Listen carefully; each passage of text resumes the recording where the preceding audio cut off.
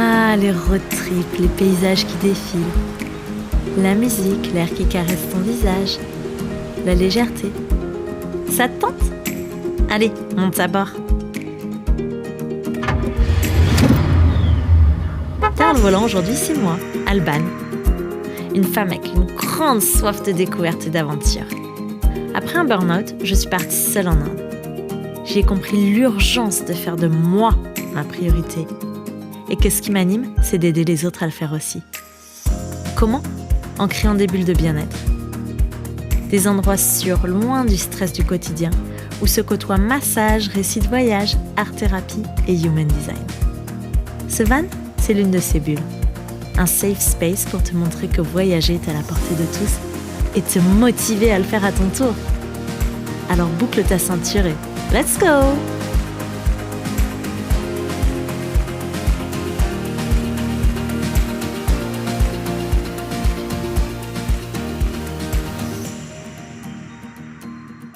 Hello hello, bienvenue pour ce 30e épisode de Chronique de voyage. Aujourd'hui, j'ai envie de te poser une question. Est-ce que tu sais pourquoi les liquides sont interdits dans les avions ? Tu as 2 minutes chrono. Non, je rigole. C'était pour te raconter une petite histoire. Parce qu'en fait, moi, je l'ai vécu. J'étais présente quand les liquides ont été interdits dans les avions. Alors, un peu de background, je te raconte la petite histoire. En 2006, j'ai dû vérifier l'année parce qu'honnêtement, je ne me rappelle pas le jour, le mois, l'année. Il fallait vérifier l'année pour pas dire de bêtises. Avec ma mère, on avait quelques jours et on se dit tiens, pourquoi on n'irait pas à Londres ? C'est sympa, on en avait envie, c'était une ville qu'on aimait bien, qu'on avait envie de faire. Et on a regardé sur le site lastminute.com, on a trouvé une super offre. Il y avait billets d'avion, plus 4 nuits d'hôtel pour 2. Dans un hôtel, un bon hôtel, hein, vraiment, alors je sais plus combien d'étoiles, mais c'était un truc chic. À 400 € pour 2. Donc on se dit franchement, avion, hôtel, on est pas mal. Allez banco, on réserve. Et donc nous voilà en 2006. Je me rappelle toujours pas, j'ai pas réussi à retrouver. Peut-être que si je fouille un petit peu plus sur internet, je pourrais retrouver le mois, la date exacte de l'interdiction des liquides dans les avions pour pouvoir donner la date exacte. Mais je sais que j'ai retrouvé, je me rappelle pas, j'ai retrouvé que c'était en 2006. En 2006, on part 4 jours du coup à Londres. Et on était toutes contentes parce que notre hôtel était juste à côté de Scotland Yard. Et en fait, notre chambre donnait sur Scotland Yard.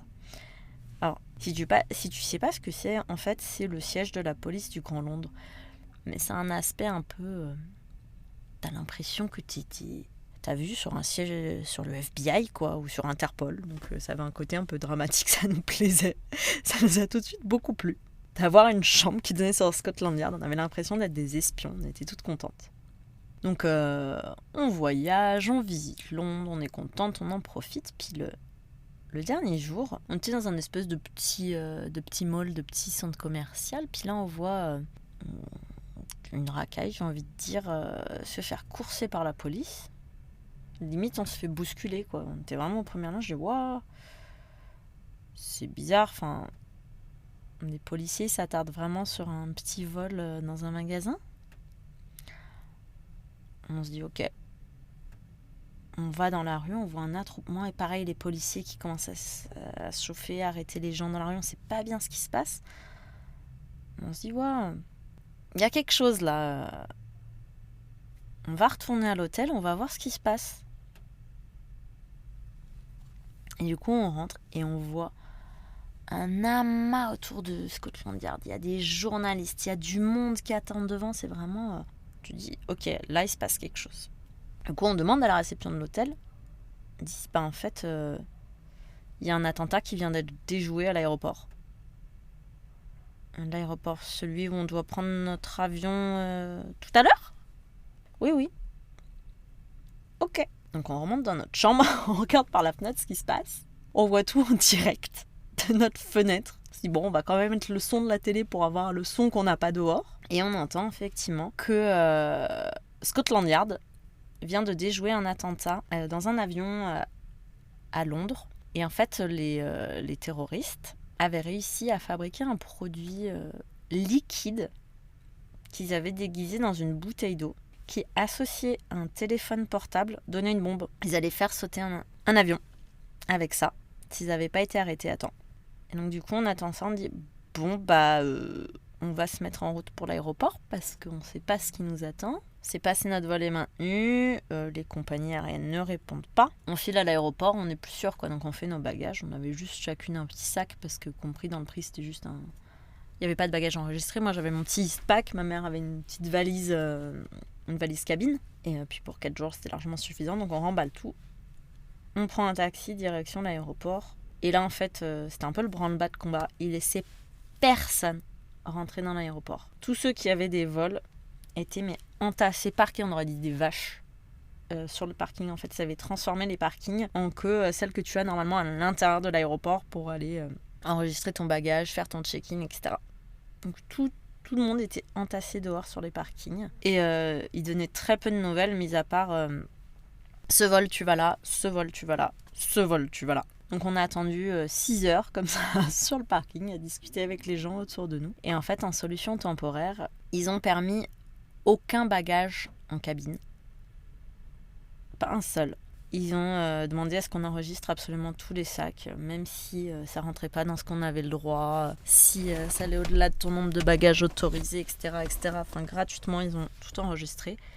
Parce qu'à ce moment-là, ils savaient pas comment tout surveiller. Ils venaient déjà de déjouer un attentat. Ils pouvaient pas se permettre de prendre le risque d'avoir une autre personne qui embarque une bombe. Et c'est là qu'ils ont fait jeter, pour la première fois, absolument tous les liquides. Interdit d'avoir une bouteille d'eau. Tous les dentifrices, les shampoings, les savons, les crèmes, les parfums. Ils en voulaient pas. On n'a même pas pu garder avec nous pour monter dans l'avion nos téléphones portables. À l'époque, ma mère, elle avait un forfait qui aujourd'hui est un petit peu la base, mais c'était quand même en 2006, c'était les premiers téléphones, quoi. C'était pas ce qu'on a aujourd'hui de Free, Soch, et BNU, etc. où t'as de l'illimité. C'était quand même... elle avait les appels illimités. À l'époque, c'était très rare, donc elle s'est dit, attends, faut que je protège ma carte SIM. Donc, on n'avait pas le droit d'emmener nos téléphones. On les a mis dans nos sacs qui donc étaient en soute. Mais on a caché les cartes SIM dans nos soutiens-gorge. On a caché aussi un peu des sous dans nos soutiens-gorge parce que pareil, on avait le droit à rien avec nous en fait. On pouvait rien emmener dans l'avion. On a dû tout mettre. Donc en fait, nos choses un peu précieuses, on les a cachées dans nos soutifs pour prendre l'avion. Parce qu'on s'est dit, avec un merdier pareil, on va jamais récupérer nos bagages à l'arrivée. Et c'est effectivement ce qui s'est passé. Donc on a pu prendre le vol, on n'avait rien avec nous, ça va. Londres-Lyon, c'est pas très long, je me rappelle plus combien de temps, peut-être 2 heures de vol, je sais plus. Mais c'est assez rapide. Et une fois arrivé à l'aéroport de Lyon, évidemment, mon sac à dos n'était pas là. Sachant que je partais peut-être 2 jours après. J'ai plus en tête pour le Portugal. Et donc j'ai dû partir sans mes lunettes de soleil, sans mon téléphone. J'avais encore quelques affaires que j'aurais aimé emmener et que je pouvais pas.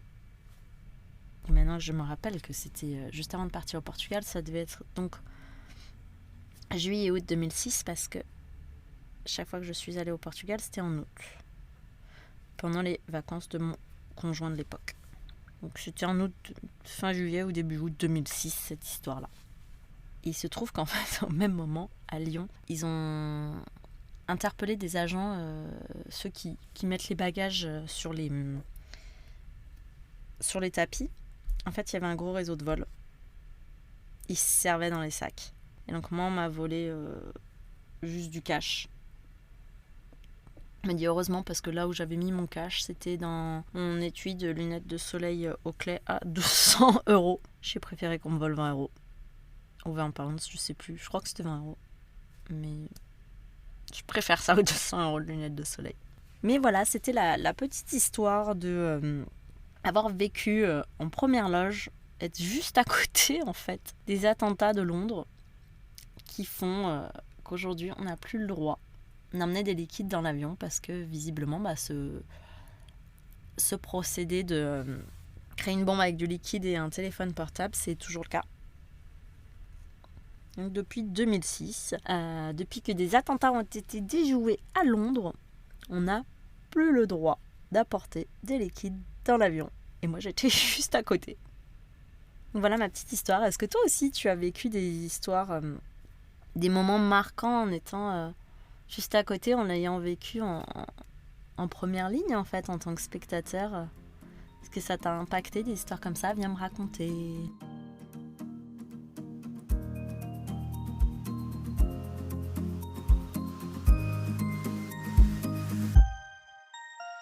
Merci pour ce beau moment.